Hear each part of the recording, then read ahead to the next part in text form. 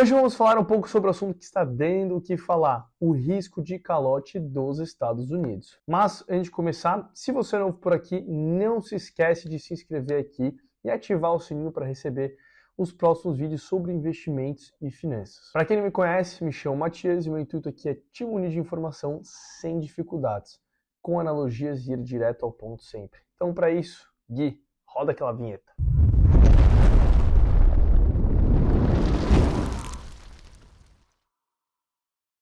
Nesse vídeo de hoje vamos entender melhor o que pode acontecer com o calote dos Estados Unidos, como você pode se preparar com seus investimentos e o que devemos fazer, né? Mas quando falamos assim, fica muito amplo, né? Demais para a gente entender o que eles não podem pagar, né? Mas fica tranquilo que eu vou te explicar mais agora. O que precisamos entender é qual dos títulos americanos eles vão escolher para dar um calote. Dívida curta, folha de pagamentos, notes ou bonds. Lá em 2011, com o Obama na presidência, defaultaram 2 ou 3 meses. Mas acredito eu que depois da crise de 2008, a crise do subprime, eles perderam um pouco a rédea, né? Que a gente vai ver já em alguns gráficos aqui. E o que está acontecendo agora é que estão negociando com o Congresso para aumentar o teto da dívida norte-americana e permitir que o governo possa continuar gastando. Então hoje esses são os assuntos mais importantes na agenda do presidente dos Estados Unidos, que é o Joe Biden. Mas, Matias, o que é o teto da dívida? Vamos pegar, por exemplo, o nosso sistema brasileiro. Só entrar aqui no site, tá, do Tesouro Nacional Transparente e logo de cara aqui você já chega nesse gráfico e a partir dele vemos que durante muito tempo o nosso balanço ficou no negativo. Ou seja, é sempre conta de matemática de mais ou menos. Gastos maiores do que arrecadamos, né? Então, quando fica no negativo, o que os governos precisam fazer? Eles precisam criar novas dívidas. Matias, mas o governo americano é muito mais responsável, ele é menos corrupto e, obviamente, ele é mais inteligente nas tomadas de decisões econômicas que o Brasil. Calma, meu jovem, minha jovem. Concordo que os Estados Unidos não se tornaram a maior economia do mundo por acaso. Mas, se você entrar no site usdebtclock.org, você consegue ver em tempo real os gastos e a arrecadação do governo. E até o momento em que eu vi para gravar esse vídeo aqui, a arrecadação estava em mais ou menos de 5 trilhões. E aí, quanto mais arrecadação é insuficiente, mais precisa ser a emissão de novas dívidas, isso em qualquer governo. Governo brasileiro, governo chinês, governo americano, governo, enfim, de qualquer país. Isso é uma medida que todos os governos fazem, tá? Então, analisando o gráfico do aumento contínuo do teto da dívida americana, vemos que desde 2007, pré-crise, né, começo crise subprime até 2023, teve um aumento muito rápido exponencial, né? Então, diferente dos euros, lá eles têm um valor nominal para o teto, né, para o teto de gasto. Então, lá eles podem gastar X bilhões, X trilhões. E no Brasil, não se tem esse valor nominal, né? Então, se voltarmos aqui no gráfico de 2019 para cá, teve um aumento de 42%, e isso deve muito à pandemia e às medidas que foram utilizadas ao longo desses anos. E como é que o governo está funcionando agora e o que ele pretende fazer para manobrar essa situação que é esse risco default que estão falando? Bom, basicamente eles estão utilizando recursos de uma conta do Tesouro, também chamada de conta geral, em que no começo desse ano teve um menor saldo comparado com o final de 2022, de menos 80%. Então, olhando esse gráfico aí, eles tinham em conta 450 bilhões e agora em abril, no menor nível, chegando a 87 bilhões. E agora, a Janet Yellen, secretária do Tesouro dos Estados Unidos, disse que se até o 1º de junho não tiver um acordo concreto sobre a possível elevação do teto da dívida americana, o governo americano não terá recursos para financiar os seus gastos.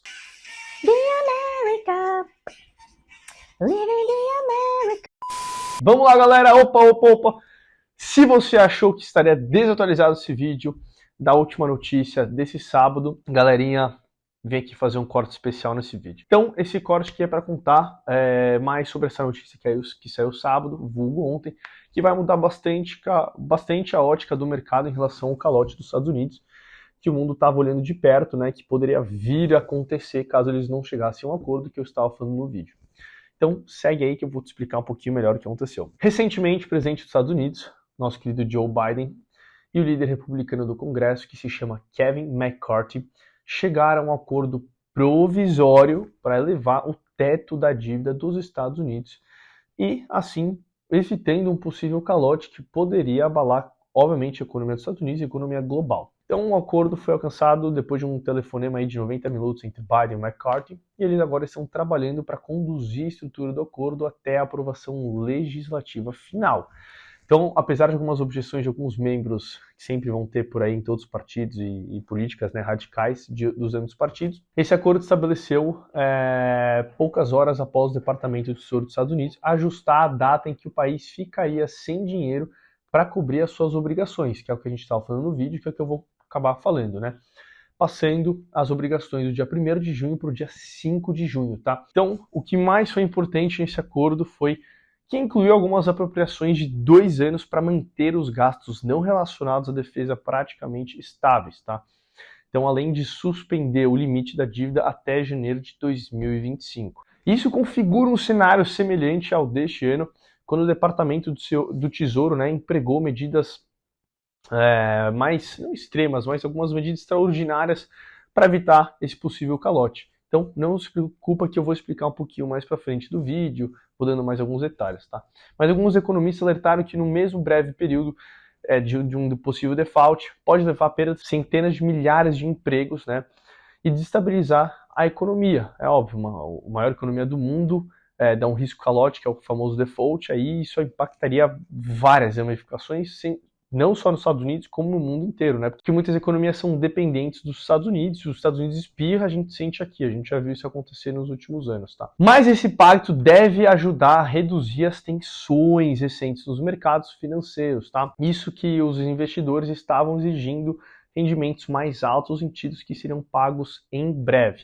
Obviamente, quanto maior o risco de um título de um país, né, não conseguir pagar suas dívidas, né, maior o investidor quer ter um retorno sobre isso. É o risco-retorno. Quanto maior o risco, maior o retorno. Quanto menor o risco, menor o retorno. Então, isso que está acontecendo com os Estados Unidos. Juros subindo, bancos quebrando, enfim, economia dando indícios de uma possível recessão, risco calote dos Estados Unidos. O que acontece? Os investidores eles querem um maior prêmio para poder emprestar o dinheiro para o governo, porque se o governo der um calote, quem fica sem dinheiro são os investidores. Então, basicamente isso, esse deal aí do Biden com o McCarthy veio para reduzir essas tensões, tá? E também é importante que a gente fale aqui um pouquinho, né, dos detalhes sobre o acordo que podem surgir, mais detalhes do acordo podem surgir à medida que a estrutura do acordo for discutida e votada no Congresso, que foi o que eu falei agora. Então, mesmo que tenha sido adiada para 2025 e tudo mais, muita coisa ainda está por vir. Mas, de fato, nesse curto prazo, então, até amanhã, todos os astros estão se alinhando aí para um possível início de bull market. Só uma curiosidade, para quem não sabe, bull market e bear market. Bull market é quando o touro ataca, então ele sempre vai de baixo para cima, então, obviamente, as ações subiriam, o mercado subiria, os índices subiriam, enfim. E aí o bear market seria a patada do touro, que é sempre de cima para baixo. Então os mercados caindo, juros altos, recessão à vista, enfim. Então essa curiosidade, caso você não saiba aí, bull market, bear market significa isso, tá? Bem resumidamente aí. Mas um bull market aí na Bolsa Brasileira também. Então juros possivelmente caindo, né? Daqui a vamos ver o que vai acontecer nas próximas etapas, mas é o que se espera. A situação dos Estados Unidos se resolvendo, petróleo e minério caindo, né? Isso é bom para a inflação. Regra fiscal dando maior previsibilidade, então o mercado gosta de previsibilidade, gosta de confiança. Menos múltiplos aí de valuation histórico, né? E fluxo estrangeiro entrando mais, tá? Então, basicamente, o que eu quero dizer é que as cartas estão na mesa, só não vê quem não quer. É claro que todo o mercado tem risco, principalmente o Brasil, né? Mas, na minha visão, quem esperar muito vai acabar pagando caro. É aquela velha história de ciclos, né? Quando a economia está lá embaixo, quando começa o desespero, euforia, as pessoas saem vendendo os ativos de risco e quando o mercado começa a dar certeza, as pessoas começam a entrar esperando os indícios e aí acabam pagando pelos mesmos ativos, só que um preço muito maior. Então, é aquele velho conselho aí que fica para você. Então, continua no vídeo aí para acabar essa história aí do risco de default dos Estados Unidos. Então, agora, dia 1º de junho, vai ser um dia muito importante. Talvez, não sei se vai ser o dia mais importante do ano, mas acredito que seja um dia muito relevante para nós, investidores, e para os americanos, para o governo americano e para todos os outros governos também, saberem o que vai acontecer com a maior economia do mundo. Entrando um pouquinho mais na ótica agora do presidente dos Estados Unidos, o Biden tem enfrentado muita dificuldade para chegar a um acordo com os parlamentares do Partido Republicano. E se isso não ocorrer, a economia mais poderosa no mundo pode ser forçada a um default, que é a palavra chique para calote sem precedentes. Então, obviamente, deixar de pagar uma dívida é sempre um transtorno para o devedor e principalmente para o credor, né? Mas agora imagina o que pode acontecer quando um país da magnitude dos Estados Unidos fica sem dinheiro para honrar os seus compromissos. É difícil pensar, né, que eles chegariam a esse nível. Mas não é à toa que o mundo inteiro já começa a ficar em estado de atenção, né? Porra, imagina você tá emprestando dinheiro para o seu amigo, para o seu melhor amigo, aquele amigo rico, e aí, porra, do nada dá um chute nele e, porra, enfim, entendeu? Então, é basicamente isso que está acontecendo agora. Depois de uma reunião que podemos dizer que foi mal sucedida, né, pelo Biden, diz que para atender as demandas republicanas para uma aprovação de um novo teto da dívida teriam que ser cortados 22% do orçamento. Isso, em outras palavras, significa corte de recursos para uma série de importantes programas para eles, incluindo cuidados com a saúde da população e por aí vai. Ainda assim, o democrata afirmou que segue disposto a buscar um acordo bipartidário para resolver essa questão. Então ele vem se reunindo com líderes do Congresso para destravar essas negociações, tá? Mas tudo que eu li, tudo que eu estudei, normalmente essas negociações ocorrem para a elevação do teto da dívida, tá? Mas que é uma mera formalidade para os políticos norte-americanos. Mas que dessa vez aqui tá difícil de se chegar a um acordo sobre os termos para que isso aconteça, e isso significa que o buraco está um pouquinho mais embaixo. E isso traz preocupações e, obviamente, desconfiança para as pessoas, países, governos, da mesma maneira qual foi se agravando a crise global financeira. Me fala uma coisa aqui, você teria curiosidade para saber como é que aconteceu, como que se formou a crise financeira global? Deixa aqui nos comentários. Se você quer um vídeo que eu explique sucintamente o que rolou, como rolou, que eu faço aqui, já aproveita, já deixa seu like, não esquece de se inscrever, ativa o sininho para não perder nada. Bom, só voltando aqui, o Biden, ele não conseguiu comparecer a uma reunião do G7, que é o grupo que reúne Estados Unidos, Canadá, Reino Unido, Alemanha, Itália, França e Japão, tá? Que aconteceu em algumas semanas passadas lá em Hiroshima. E ele não conseguiu se encontrar para tentar resolver esse impasse que vem acontecendo agora, tá? Mas, além disso, ele também não descarta uma ampliação de curto prazo no teto da dívida para evitar esse tal de calote que a gente vem comentando. Então, tem algumas previsões mais caóticas, né, financeiras e global, se o Congresso dos Estados Unidos não chegar a um acordo sobre essa questão. Então, o teto da dívida versa sobre uma lei que limita a quantidade total de dinheiro que o governo pode tomar emprestado para pagar as suas contas.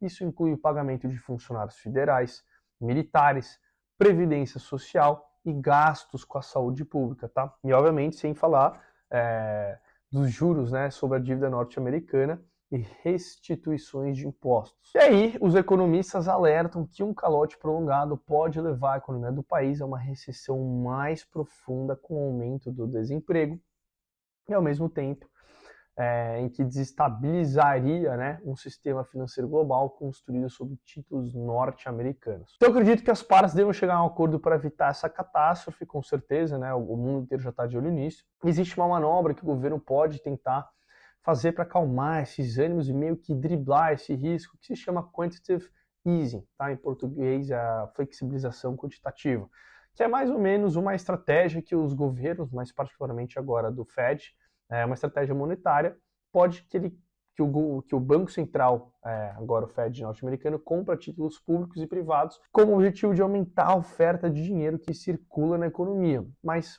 traduzindo um pouquinho mais para português, fazendo isso, eles estariam tentando aquecer a economia, facilitando o acesso de pessoas e empresas a empréstimos e financiamentos, o que resulta em um maior estímulo ao consumo. Só que, por outro lado, quem me acompanha aqui no canal, eu sempre falo, comendo desse estímulo, né, com esses maiores gastos, consumos, aumenta também a inflação, é o que a gente está vendo nos Estados Unidos. Então eles estão numa sinuca de bico ali. Na vida real, a principal ferramenta que os bancos centrais têm é a taxa básica de juros, que a partir dela eles conseguem controlar a inflação. É um balde d'água para um incêndio, né? E estabiliza a economia. Então, assim como vimos no Brasil aqui nos últimos 2-3 anos, no 2020, perto ali do Covid. E uma das principais casas que analisam os riscos de crédito, a Moody's, avaliou o que aconteceria caso o teto não fosse aumentado até essa data de 1º de junho, e chegou à conclusão que poderiam causar ou adiantar uma recessão que já estaria em andamento, e isso, afinal das contas, teria uma elevação na percepção de risco dos investidores quanto ao que os títulos públicos americanos. E, obviamente, é aquele velho ditado, né? Isso faria com que os títulos da dívida americana pagassem mais, né? Porque uma vez que a percepção de risco aumentou, os investidores só emprestariam o seu dinheiro em troca de uma boa remuneração. Tem que ser condizente. Agora, o que eu vou fazer com os meus investimentos e o que você deve fazer com eles também? Bom, a minha última movimentação na carteira pública, que inclusive estou devendo mais um vídeo, vou talvez publicar daqui a uma semana e meia, a próxima movimentação dos 10 ou 100 mil, para quem não conhece, já tenho acho que uns 5, 6 vídeos, que é uma carteira que eu fiz, né, a partir da minha carteira privada, peguei os dividendos, coloquei lá e estou fazendo os 10 ou 100 mil. Hoje a gente está com 40 e poucos mil, enfim. Bom, mas minha última movimentação de dinheiro, eu digo, dolarizado, né, foi comprar mais Coca-Cola, aumentar minha posição na Disney e vender pequenas posições que não me levariam a lugares muito longes com o dinheirinho que eu tinha, tá? Mas eu tenho boas empresas e mesmo que elas venham a cair com tudo que está acontecendo, tudo o que pode vir a acontecer, eu vou manter elas por um bom tempo, então é um dinheiro que eu não vou mexer, é um dinheiro que eu não pretendo movimentar, nem sacar, nem utilizar para nada, tá? E aí eu também vou recebendo um pouquinho de dividendo, replicando e aplicando mais. Se você está com dúvidas sobre qual corretora abrir conta, qual o cenário mais turbulento, como é que eles podem afetar seus investimentos e não sabe por onde começar, vou deixar o link na descrição aqui no nosso curso chamado Viver de Investimentos, em que eu te ajudo com tudo. O que é melhor dele é que é um preço extremamente acessível, te entrega um conteúdo de extrema qualidade que não existe no mercado.